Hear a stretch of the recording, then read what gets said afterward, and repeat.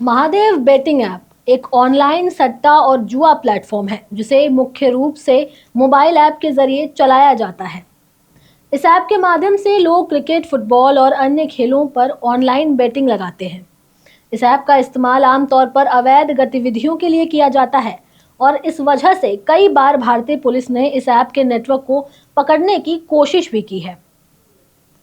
Mahadev betting app का छत्तीसगढ़ के मुख्यमंत्री भूपेश बघेल से भी ताल्लुक उस वक्त चर्चा में आया जब इस ऐप से जुड़े कुछ लोगों ने कथित तौर पर उनका नाम लिया। ये मामला उस समय सुर्खियों में आया जब कुछ मीडिया रिपोर्ट्स में यह दावा किया गया था कि महादेव बेटिंग ऐप से जुड़े लोग राजनीतिक संपर्कों का इस्तेमाल करते थे और इन संपर्कों में भूपेश बघेल का नाम भी सामने आया। हालांकि इस पर कोई ठोस सबूत नहीं थे और भूपेश बघेल ने इस आरोप को नकार दिया था।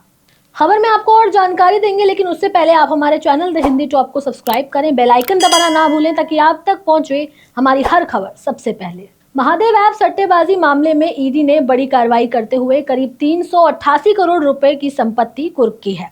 ये कार्रवाई मनी लॉन्ड्रिंग के आरोपों के तहत की गई है। इस मामले में छत्तीसगढ़ के कई उच्च पदस्थ नेताओं और नौकरशाहों के कथित रूप से शामिल होने की बात कही जा रही है। ईडी ने 5 दिसंबर को पीएमएलए के तहत एक अंतरिम आदेश जारी करते हुए इन संपत्तियों को कुर्क कर लिया था। ईडी ने अब तक इस मामले में लगभग 2295.61 करोड़ रुपए की संपत्ति फ्रीज की है। महादेव ऐप सट्टेबाजी मामले की जांच सामने आई है और तथ्यों के आधार पर ईडी ने कार्रवाई की है। ईडी ने कहा कि इस मामले में जो प्रॉपर्टी कुर्क की गई है उसमें चल संपत्तियां भी शामिल है। इन संपत्तियों में दुबई स्थित हवाला ऑपरेटर हरिशंकर टिब्रेवाल से जुड़े निवेश और छत्तीसगढ़, मुंबई और मध्य प्रदेश में कई सट्टेबाजी ऐप और वेबसाइटों के प्रमोटर्स, पैनल ऑपरेटर्स और उनके सहयोगियों के नाम पर भी मौजूद संपत्तियां शामिल हैं। महादेव ऐप के बारे में ये भी जानकारी सामने आई है कि इसमें शामिल कई सट्टेबाजों के बीच हवाला ऑपरेटर्स के जरिए निवेश किए गए थे। ईडी ने कहा कि इन निवेशकों के जरिए काले धन को सफेद करने का काम किया जा रहा था।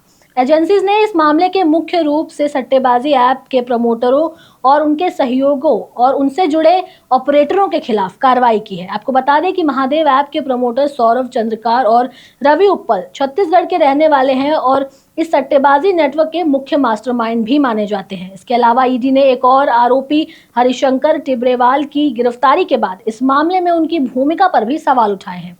एजेंसी का कहना है कि इन लोगों ने सट्टेबाजी के जरिए बड़े पैमाने पर पैसा जुटाया और हवाला नेटवर्क के माध्यम से उसे बाहर भेजा। महादेव ऐप मामले में शेयर ब्रोकर गौरव कुमार केडिया को भी गिरफ्तार किया गया है। गौरव कुमार केडिया को कोलकाता से गिरफ्तार किया गया और ईडी ने उसे स्पेशल कोर्ट में भेजा।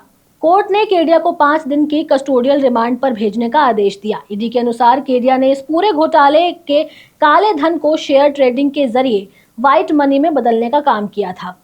ईडी ने गौरव कुमार केडिया पर आरोप लगाया है कि उसने अपने व्यापार के जरिए सट्टेबाजी से जुड़े काले धन और व्हाइट मनी में तब्दील किया और इसे सिस्टम में मिक्स किया। इस मामले पर अब ईडी के अधिकारी केडिया से पूछताछ कर रहे हैं ताकि अन्य संदिग्धों के खिलाफ कोई जानकारी मिल सके। ईडी के अधिकारियों ने इस पूरे मामले की जांच में कहा कि महादेव ऐप के जरिए होने वाली सट्टेबाजी के पैसों को अवैध तरीके से दूसरे देशों में भेजा जा रहा था। इसके अलावा इस ऐप का इस्तेमाल भारतीय लोगों द्वारा बड़े पैमाने पर किया जा रहा था।